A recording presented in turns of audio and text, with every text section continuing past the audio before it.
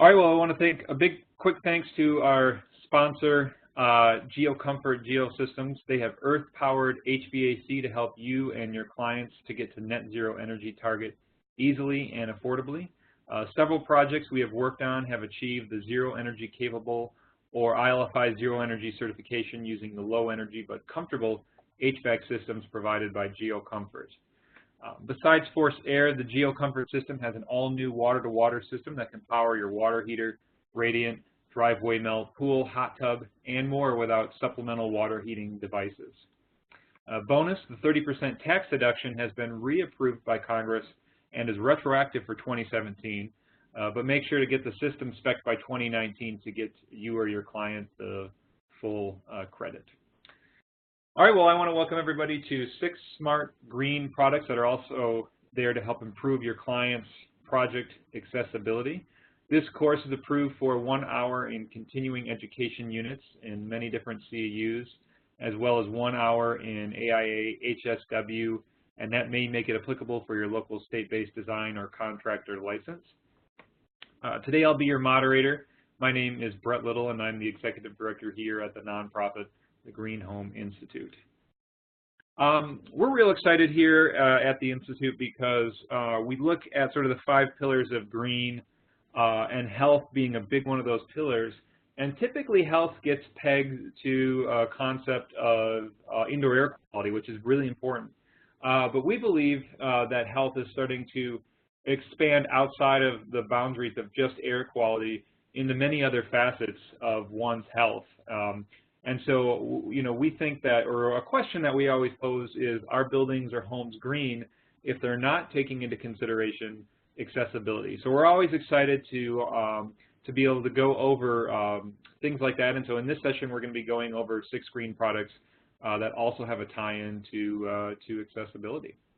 And so to be joining us here to take us through that is Rosemarie Rossetti. She's a powerful, internationally known speaker, consultant, and author. President of the Rossetti Enterprises Incorporated. She speaks to and consults with builders, remodelers, developers, architects, interior designers, realtors, occupational therapists, and consumers that want to create inspired and livable homes. Her presentations and consulting help people integrate universal design and green building features and products. She and her husband, Mark, led the team that designed and built their home, the nationally acclaimed Universal Design Living Laboratory, and the demonstration home and garden in Columbus, Ohio. This is a top-rated Universal Design home in North America with 0-step certification, LEED for Home Silver, NGBS Gold, and as well as some other accessibility ratings too. And so, Rosemarie, we're excited to have you, and please take it away. Thank you, Brett. I am excited to take you all behind the scenes on a very private tour of the Universal Design Living Laboratory. You can see a photograph on the screen right now. That's where I am speaking to you from. This is a classic architecture borrowed from the style, the Prairie Style from Frank Lloyd Wright. We have 3,500 square feet. The equivalent of 4 bedrooms on the main floor. So it's all main floor living. What you're seeing at the top is a clear story, and there is a small loft in that 2nd story. There's also a full lower level with a classroom, and we have an elevator to make this totally accessible. I operate from a wheelchair for accessibility, so the house was designed with me in mind. But also for my husband. There's quite a height difference between us.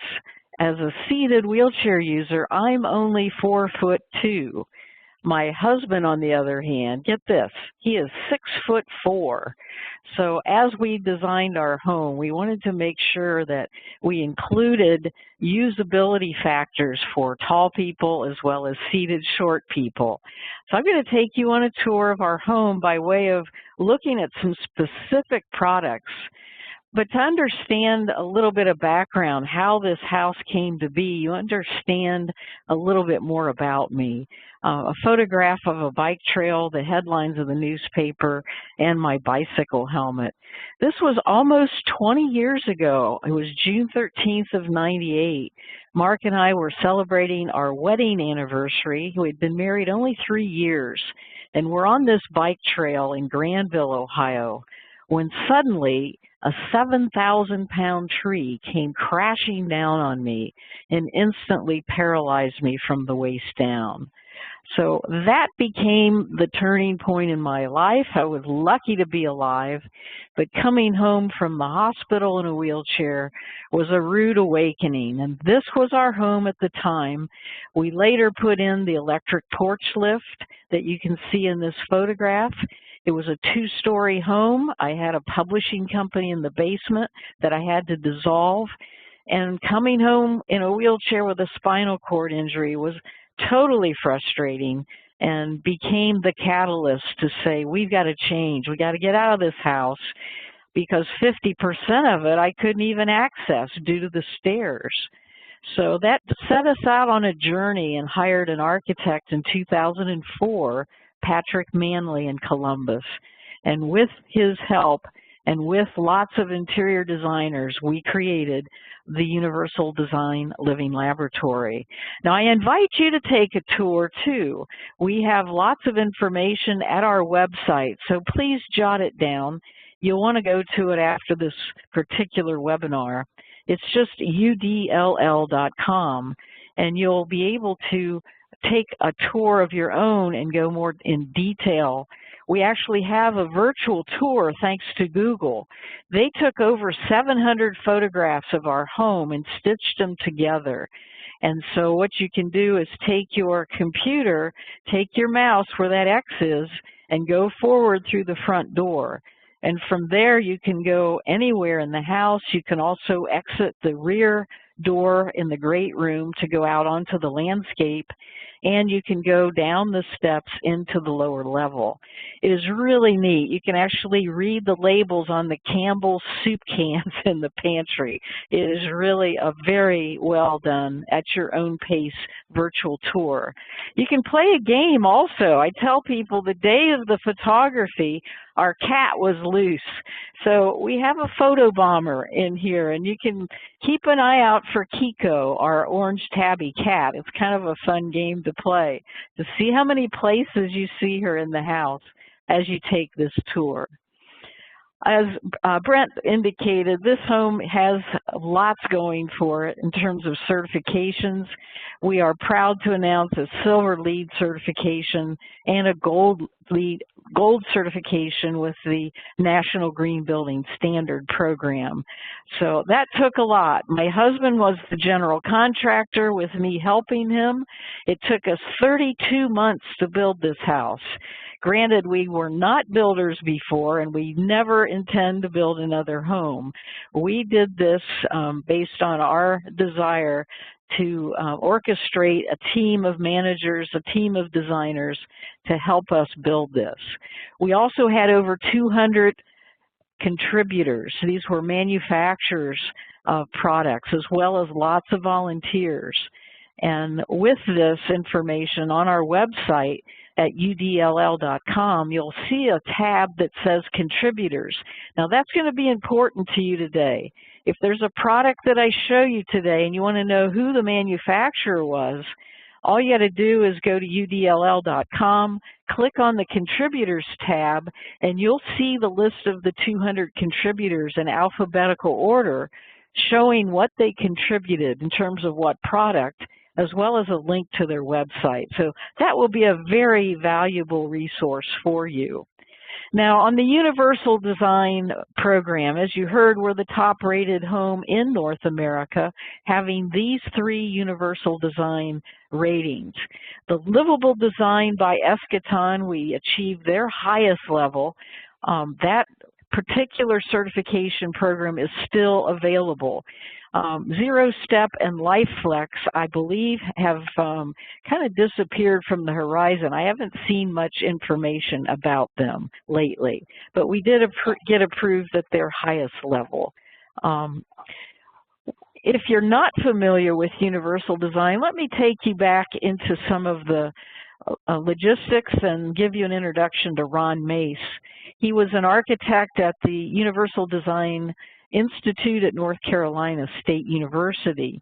He started working on the concept and coined the term universal design back in the mid-1980s. In 1997, he came up with the 7 principles of universal design. What it is a kind of an umbrella. It's a paradigm. It's a look at how we design products as well as environments. And it's a look at leveling the playing field for the majority of the population. No matter if you have a disability or are able-bodied, no matter if you're short or tall, no matter if you're using a wheelchair or able to walk. What he said is there must be a way to create a better design that's invisible, that's flexible, that's usable, that's simple, and that's safe. And so the whole idea of universal design came about and has been very, very much popularized and is reaching epidemic proportions as I see more developers and more builders including universal design as a standard feature rather than something that's an add-on later. And let me see if I can help you understand it a little more. We're looking at this inclusivity and this flexibility. And when Brett introduced the whole concept of green and sustainable, you know, how can a home be sustainable if it's not accessible? That's the whole concept. If people can't use it because they can't get into the home due to the steps or the approach or the narrowness of the door, then it is not sustainable if it has to be remodeled again or if the people have to move out prematurely. The universal design is not tied to the Americans with Disabilities Act. It is not related because these are private residential homes that we're talking about. ADA does apply on more commercial properties, and also ADA is just the minimum standard. As we look at universal design, one of the benefits is the added safety.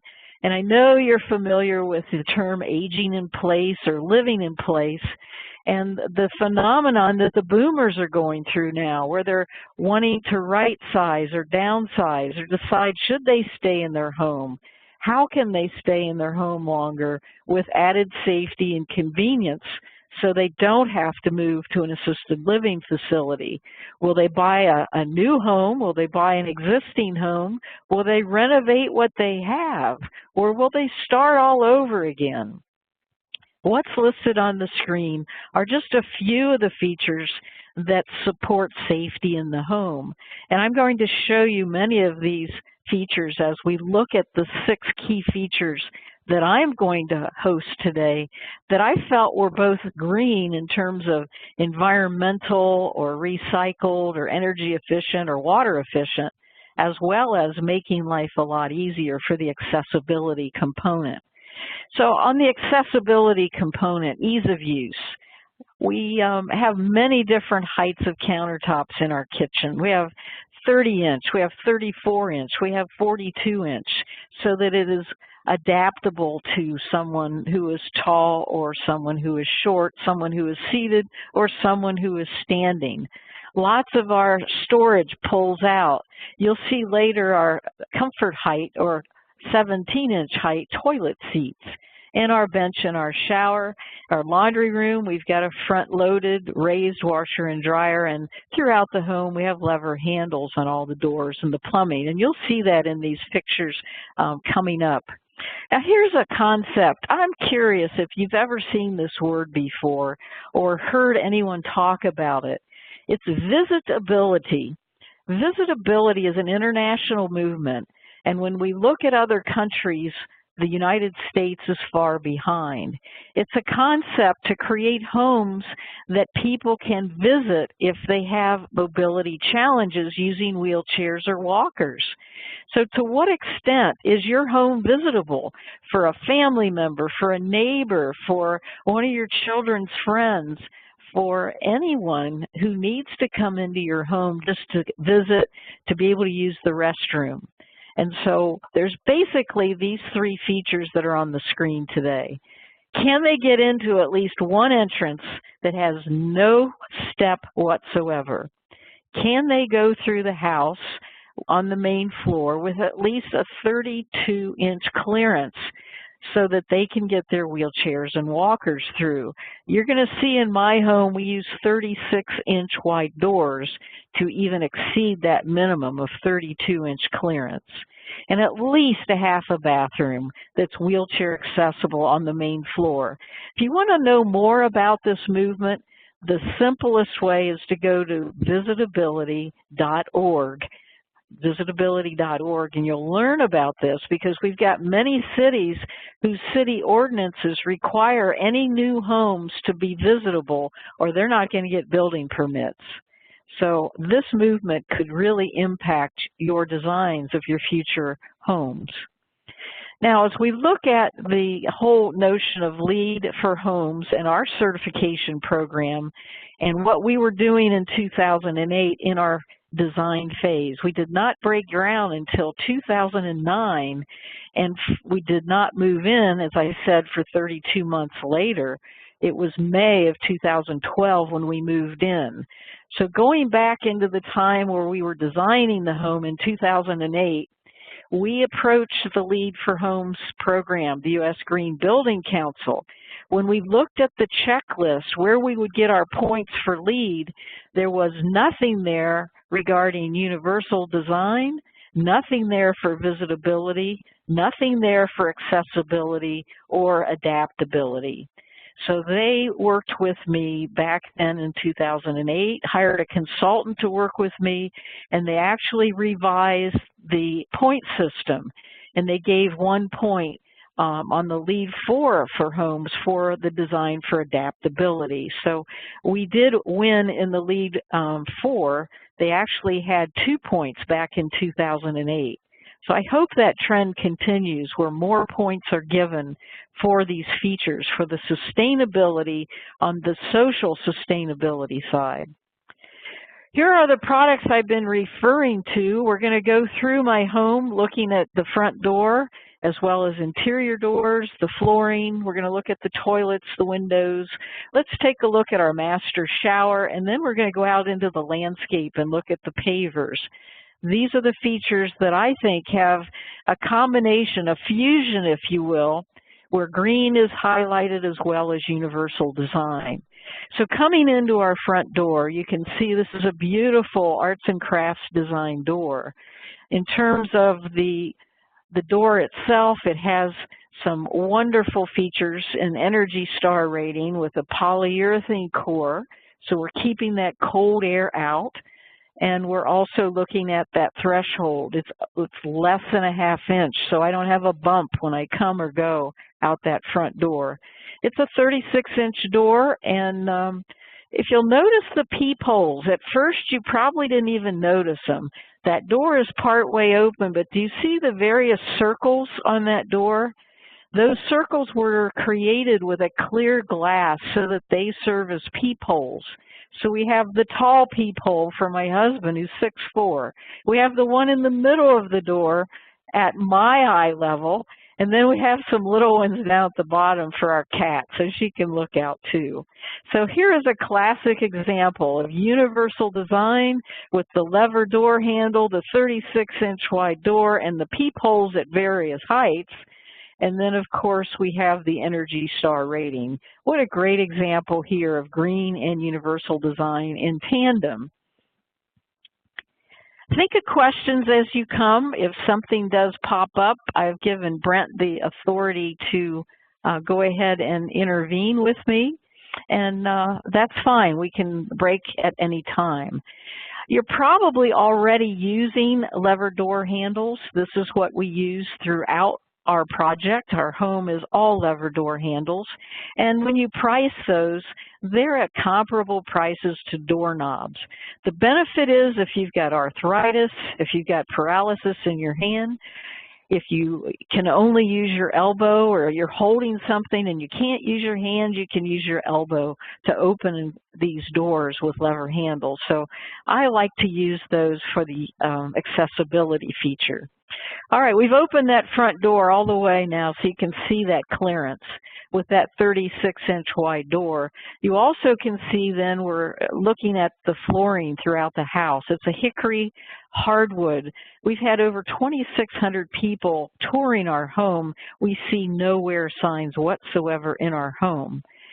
So as we look at the universal design flooring options, we're looking at the ease of which someone in a wheelchair can roll through the rooms at ease without having to stress their shoulders in any way. And so hardwood is a very popular option. Porcelain tile in the bathrooms and other wet areas, a great idea. Some people like cork. It does roll well. However, I've heard from people who have dogs that it's not a good solution because the dog's toenails leave permanent marks and scratches in the cork because it is so soft.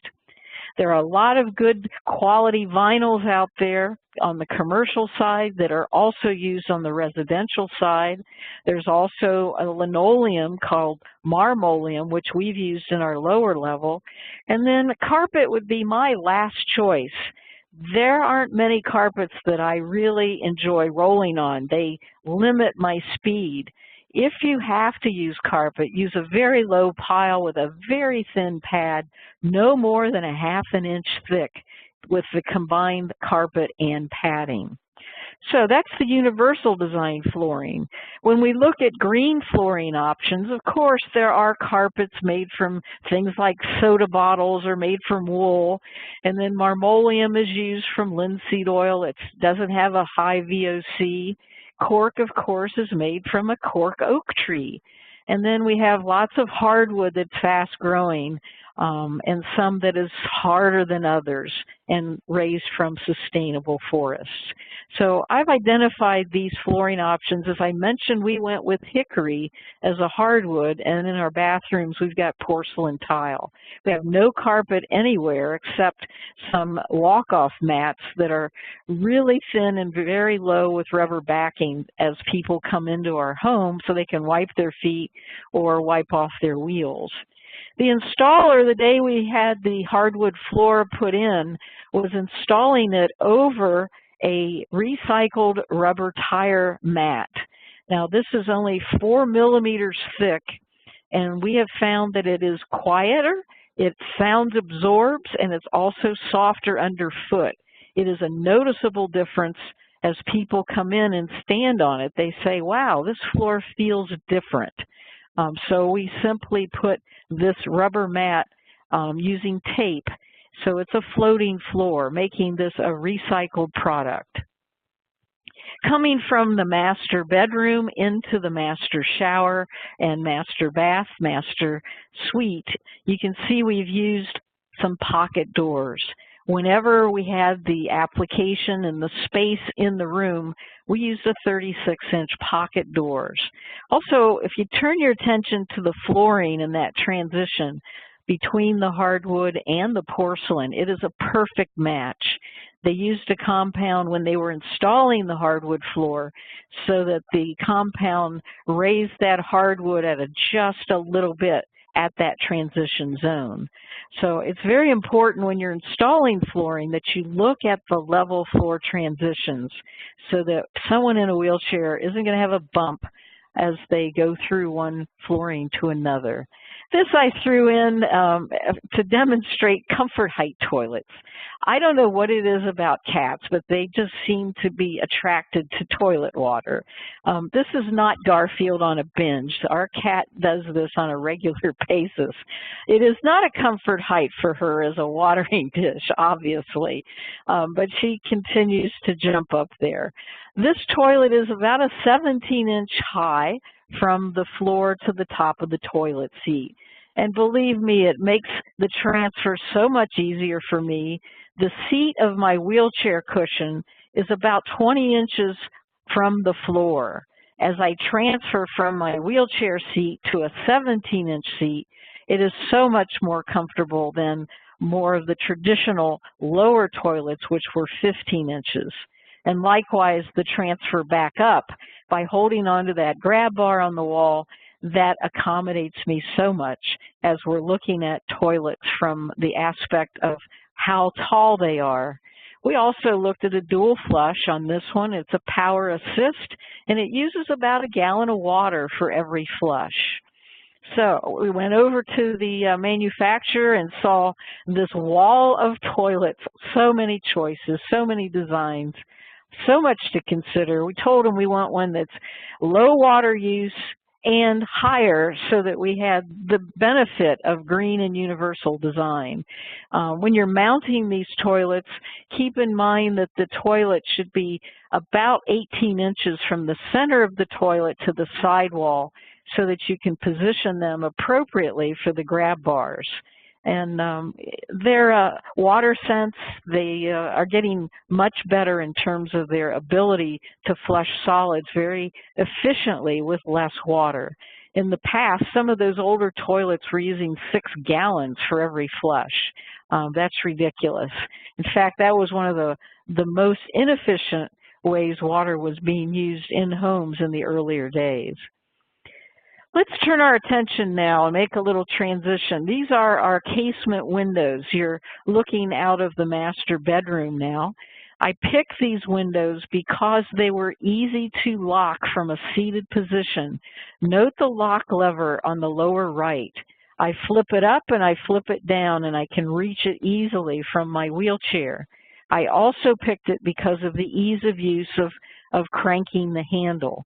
Casement windows with the crank are a lot easier ergonomically on a person rather than the double hung windows where you have to lift up on them. Now, the green component of these is they have double pane, they have argon gas between the panes, and they are low E coated.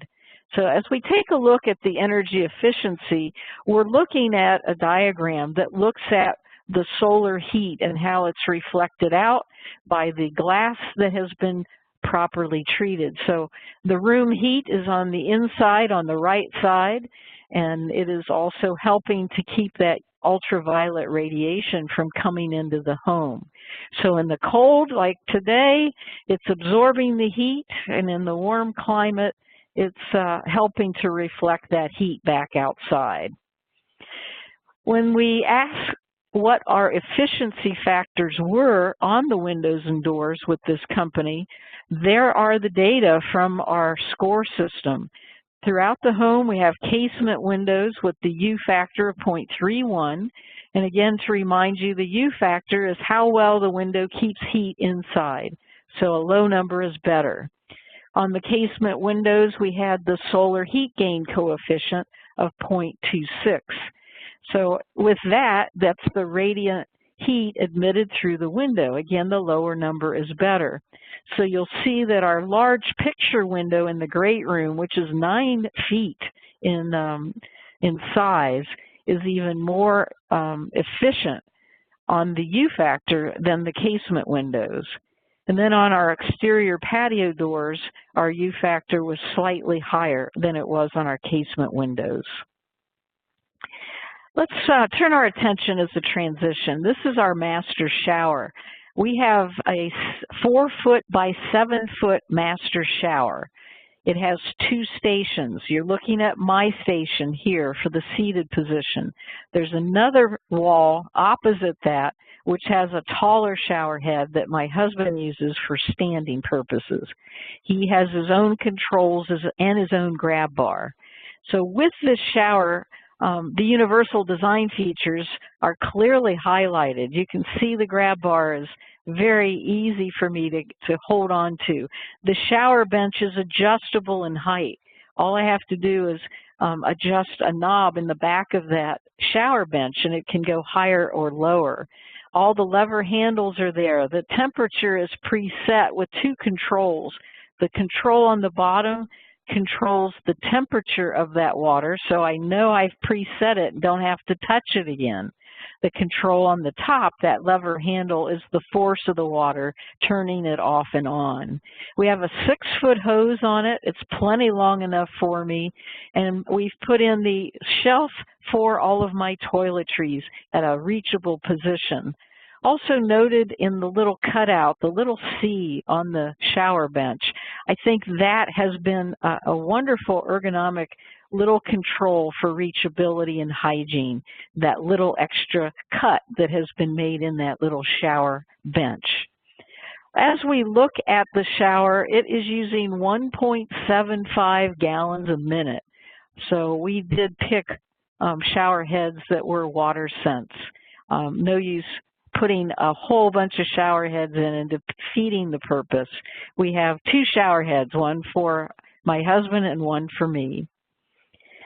Now we can go to the exterior of the home. This is 2,000 square feet of pavers. The house is 3,500 square feet. The home faces south, so it is a wonderful opportunity for passive solar. You'll also notice we have 6-foot overhangs on the home, again, to help with that solar shielding. We have many ways to get out of that house, and they're all no step, to get out onto the back porch or onto the patio. You'll notice there is a slight ramp, a very gentle grade slope. It's a 1 in 20, right by that big piece of art, that stainless steel art sculpture. So that is the pathway leading from the lower patio area to the upper deck. We have a 4-tiered waterfall that is a rainwater harvesting system that is a very big focal point of our landscape. So the pavers is what I wanted to bring your attention to. It was very important for me that I have a paver that doesn't have a cobblestone or a high textured surface. When I roll in my wheelchair on these surfaces, it causes vibration in my wheelchair and then causes my feet to feel that vibration, sending spasms in my legs. So I wanted something very smooth. And when we tested this surface, we found it to be a good choice. Not only that, it was ADA compliant in that it is slip resistant, so that when someone's walking on this surface, they're not going to slip either with their feet or with their canes. The static coefficient of friction, if you're familiar with that, was rated at 0.8. So on the universal design side, it was a smooth surface that was not going to transfer me into a panic attack with spasms. It also allowed me very quick access, as I can move about very easily on this paver surface, and the benefit of green. Why is this product green? It is very permeable. So when it rains or when snow melts, the water goes right through it. It's also made of recycled materials. So with that, we have something that is green and universal design. With that, Brent, do we have anything that we need to draw attention to on our Q&A before we look at some of the value versus cost factors? Nope, not yet. All right, for those who are there, please type your questions in. We're going to have plenty of time to answer those as we go through this program. When we selected products for the home, we wanted them to be green and universal design. We wanted to get points for all of our certification programs. We wanted them to look appropriate for this home in terms of the interior design. And of course, we were also looking at a contributor, a manufacturer who wanted to partner with us to supply these products to us, either at no cost or at a reduced cost. We wanted to have full access to products that had a reputation that were going to be good servicing products over the lifetime of our home. We expect to stay here throughout our lifetime. Our intent is never to leave this home and just stay here and live in place. So when you're looking at toilets, for example, and you look at a toilet that has the taller toilet seat height versus the shorter toilet seat height, is there really a cost difference?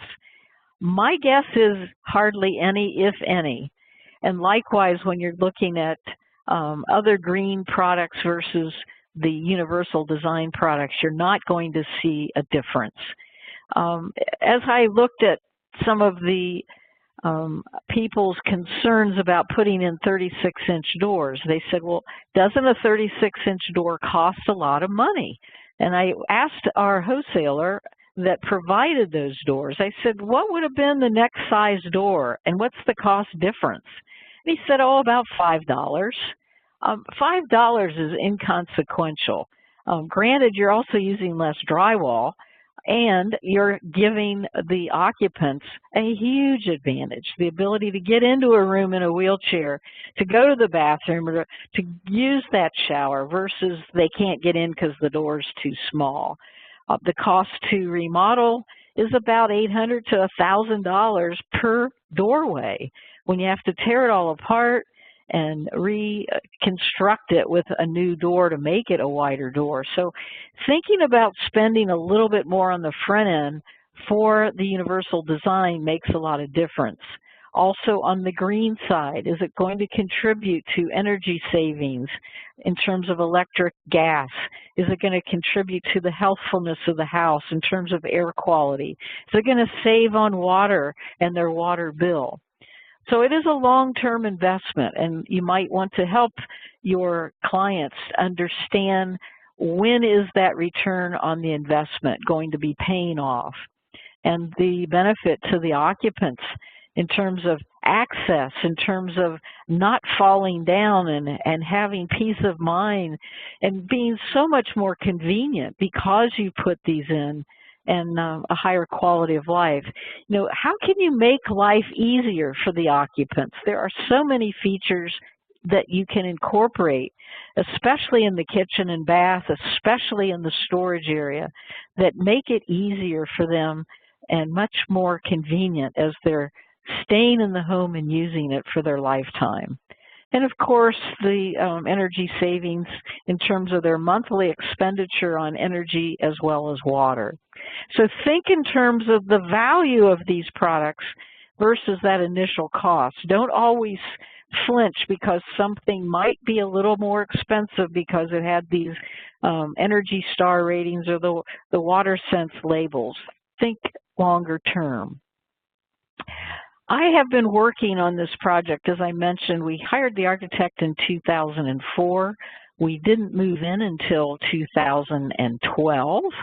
We then had to finish the landscape and finish the basement another 2 years. So my journey has been 10 years in researching products and researching design, going to people's homes, looking at other models, reading, going to conferences, and interviewing the industry leaders and experts. So what I have for you is the summation of what I've learned. And I've put together the Universal Design Toolkit, which is time-saving ideas, a huge resource with solutions for you to use today and some guidance so that you can have a resource that would be applicable for your current projects or those who are coming in the future. Let me introduce you to a free chapter. So if you want a sample of the Universal Design Toolkit, I'm giving that away today. That chapter is a list of all the universal design features in my home, room by room. What a benefit to know what are the features in the bathroom, what are the features in the laundry room, what are the features in the kitchen.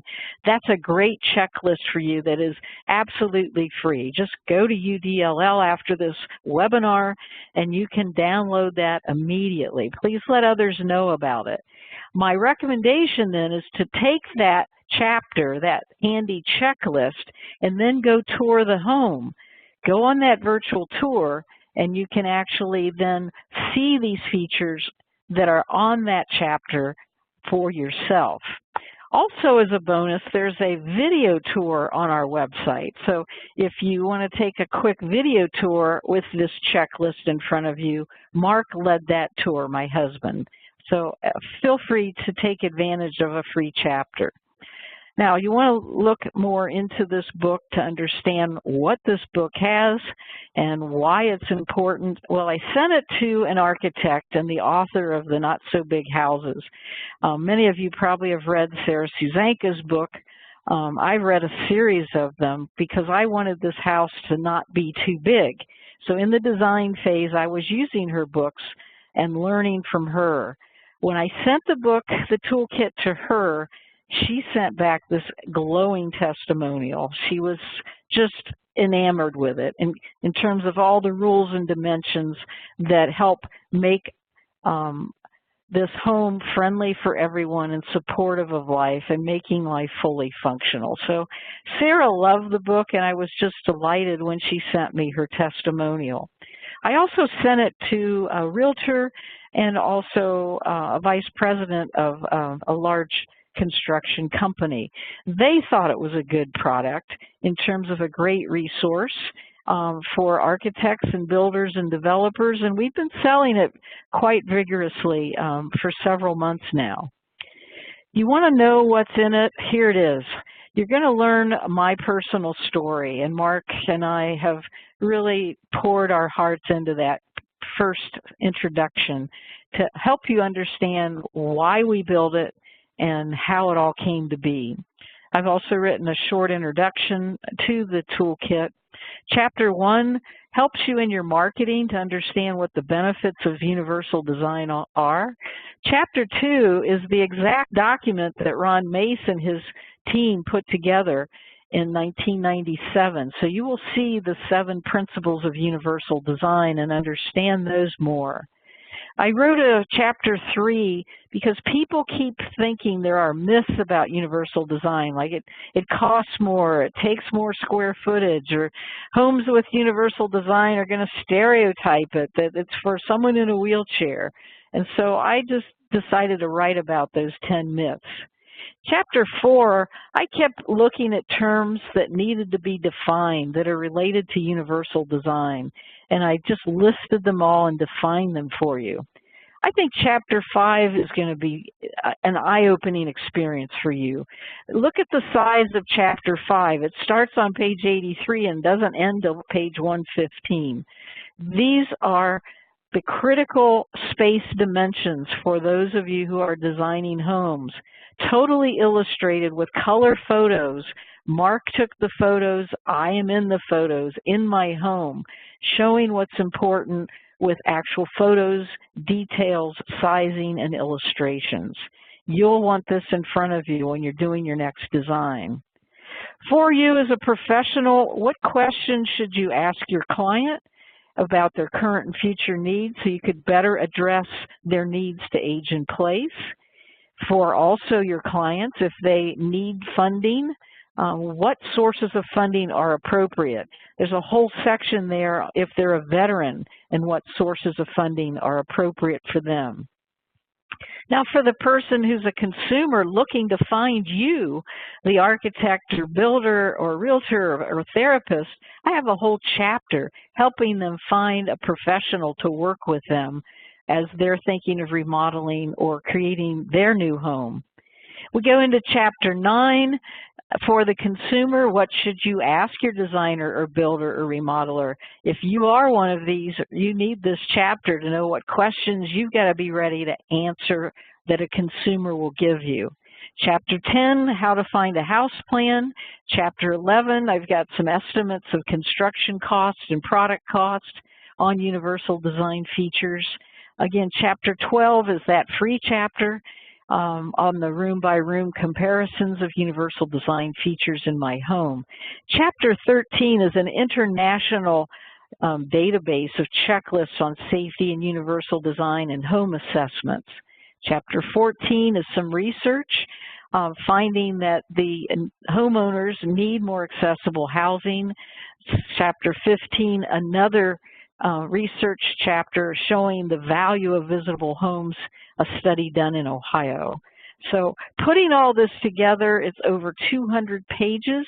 It's available in a digital format so that you can always have it with you on your smartphone, on your tablet, on your laptop or on your computer. So it can come with you wherever you have your electronic devices. It is very fast and easy.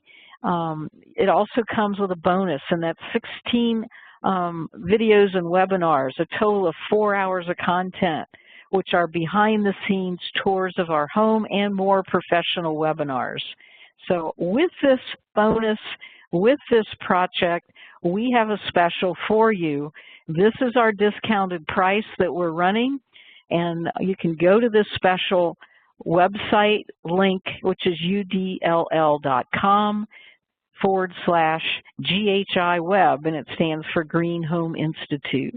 So go there today, take advantage of our special pricing, and you can download this instantly and start using it as soon as you have completed the transaction. So I really am very proud of it. I think it's an investment that you'll thank me for later.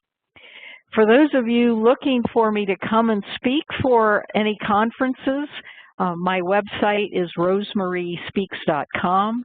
With that website, you'll see examples of me speaking with demo videos, descriptions of programs. I speak on green as well as universal design, and I'm a motivational speaker talking about coping with change and dealing with adversity. So jump over to that site if you're looking for a speaker. With that, we're also announcing a special 2-day class that is soon going to be held at my home, the Universal Design Living Laboratory. As I mentioned, there's a full classroom in the lower level, and we have room for about 25 students. And we are letting the Living in Place Institute use our home for 2 days. Just in a couple of weeks, they're going to be coming over here. They're also coming again later on this year. So take advantage if you're interested in learning more about accessibility and your universal design and living in place. Mark and I took this class. We highly recommend it. If there's one thing I can say about it is that you're going to learn about safety in the home and how to build a home and create products that will make that house much more safe. Safety is their whole focus. Now, you can actually go to the Living in Place Institute, which has the information about all of their 2-day events. The CLIP class, Certified Living in Place Professional, they are teaching it throughout the country. Just so happens it will be in Columbus, Ohio, twice this year. So if you'd like to meet me and Mark, you'd like to be in our home for a couple of days, sign up now and take that class. With that, I hope we have given you a fresh perspective. This is Mark with his googly eyes. Maybe I have opened your thought process and given you another perspective as a person who uses a wheelchair about green building and universal design. Possibly you've gotten some new ideas, some new insights, and can apply this immediately to one of the projects you're working on. To get in touch with me, the Universal Design Living Laboratory website with that virtual tour, as well as the video tour, as well as our list of contributors, as well as our free chapter, as well as learning more about the Universal Design Toolkit, just udll.com. And if any of you need to contact me, I'd be happy to reply to your emails or your phone calls, rosemarie@udll.com. And here in Columbus, 614-471-6100. So we're looking for your questions at this point.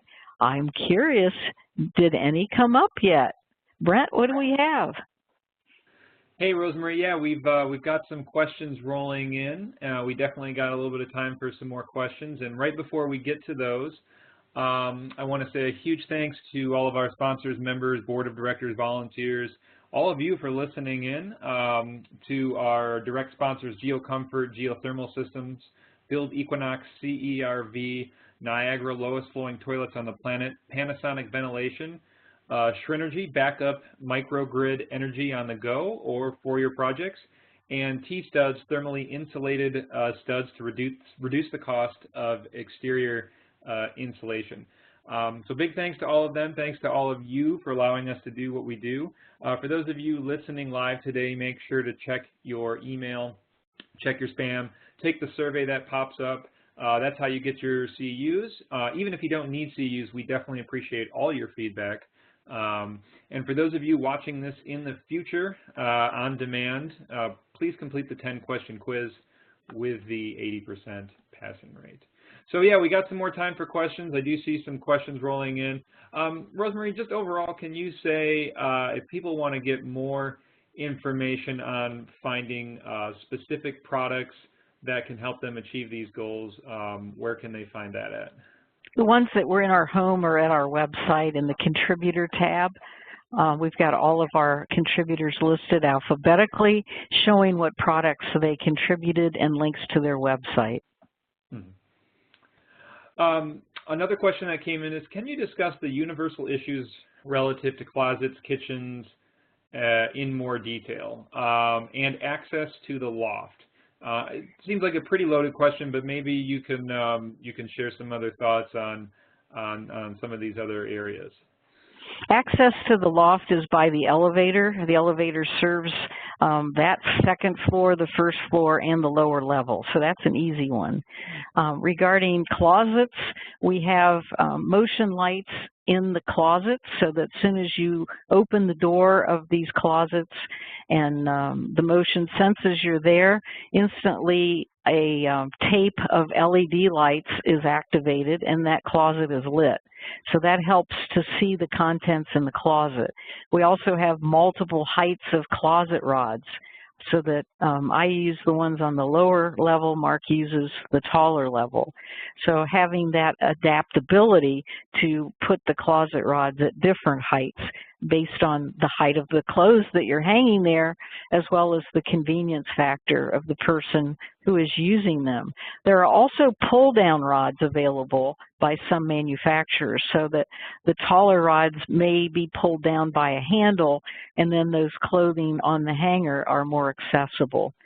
In terms of some of the kitchen ideas in terms of storage, I would like to recommend that you have 50% of the storage reachable from a seated position throughout the whole home. Now that applies to the bathroom, that applies to the kitchen particularly. So 50% is my, I guess, rule of thumb, so that if I'm seated, I should be able to get to half of the contents in my kitchen without having to use any special reachers to try and grab them out. Now there are additional things on the market to pull down shelves. So if those shelves are above my reach, then I might want to install something that pulls down. There are also mechanical mechanisms where the whole contents of that shelf on a motor, the motor lowers the whole shelving system on the upper wall cabinets, but then you're getting into a lot more expense and complication should that fail. I like the pullouts so that we have things that are not on fixed shelves. I also love the deep drawers. Instead of having things on shelves, having deep drawers that are deep enough to hold my dishes, my bowls in one drawer, and in the next drawer, all my pots and pans and skillets. So I like seeing things that pull out to me rather than shelves. Great. How does the toolkit you mentioned address building code, if at all? It does not address building code because it changes from region to region. Yeah, and on that question, do you know, because as you mentioned, ADA really doesn't impact building codes. Have you heard of any local or regional building codes that are starting to look more into accessibility? Well, because of the visitability movement, you can go to visitability.org and see the number of cities that have already put that into their building codes and ordinances. Great to know. I notice you have one grab bar at the toilet and shower. Do you find that sufficient? Is that your, well, and then here's the question, is that your state's ADA requirement? But I guess that wouldn't be applicable. It's more of a convenience for me based on what I have strength-wise. I have full upper body strength. My limitations are from the waist down. I can stand and hold onto a walker and walk short distances in my home.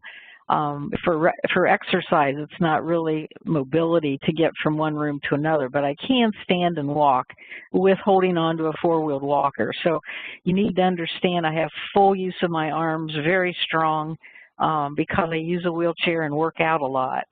So all I needed was that one horizontal grab bar at the left side of the toileting area in the master bathroom. That's all I do is hold on to that to make that transfer very easy. In the master shower, I roll my wheelchair right up to that seat, and I hold on and just do a pivot. Then I take the wheelchair and I roll it to the door, outside the door of the shower, the doorway. There's really no door in that shower. It's a 36-inch wide opening with no door and no curtain. That way I just roll it out, lock it in place, so it is not getting wet. Got it. And then more on that note, I have seen, so the question is, I have seen a lot of grab bars installed at a slant. One wheelchair user that I know said that it wasn't useful. What is your opinion? There are as many opinions as there have people that test it out. So my advice is to role play with the client anytime you put in a grab bar.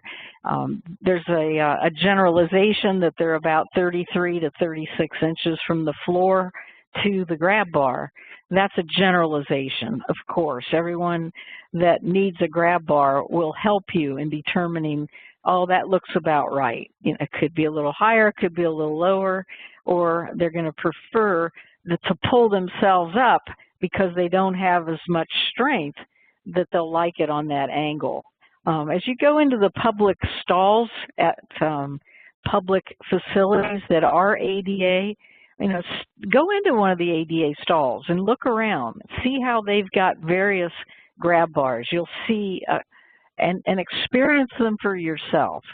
See what you think of the vertical or the slanted ones or the horizontal ones. There's lots of research out there, but really it boils down to that individual in terms of their own abilities and their strengths and their preferences, as well as their size and structure. Perhaps what you just said answers this next question in reference to pocket doors being more challenging to operate versus a handle. Pocket doors for me are simple because of the hardware that we used. It's a ball bearing hardware that my cat can open within 9 seconds. If that door is closed, that little cat can open that door in 9 seconds. They're that easy to open. So that has not been a problem because we have very superior hardware to move that door. In terms of the actual hardware to lock it, because now I have to lock the pocket doors to keep her out of the master bedroom. It's a very simple mechanism. So take a look at that on some of the articles. There's over 100 articles on our website, so you'll see a lot more information about that. And also you'll know what door hardware we used on those pocket doors. And if any of you have a question, just send it to rosemary@udll.com. If you don't get your question answered during this webinar, or I have not given you enough information, and you hang up and you go, oh, I wish I could have known, Rosemary, please answer this question. Feel free.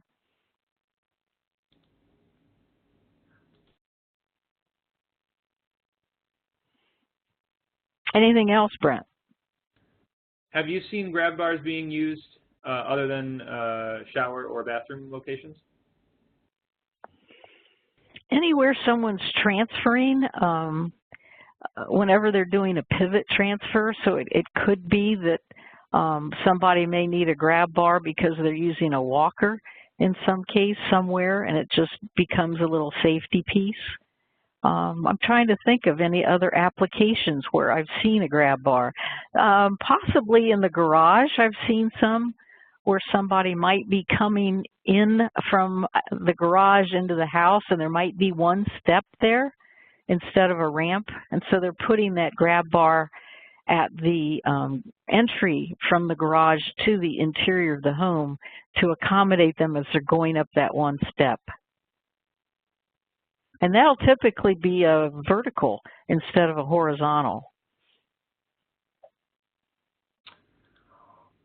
Well, great. I don't see any other questions here. I did want to reiterate the zero-step certification program that you mentioned before. They actually just upgraded to a new version, so that is something available to you all as well if you want a checklist kind of to follow and even get a certification. We're pretty excited because we're integrating that program into our Green Star program so that there's a bunch of accessibility features listed out that you can collect health points for right in it, right in when you're doing a full-blown green project. You have accessibility right there, and maybe even making some requirements in our newer versions that are simpler to achieve. So anyway, I just wanted to iterate that. But Rosemary, thank you for your time. Thank you for educating us and joining us on this important topic. And just one last time, where can people get more information about this topic?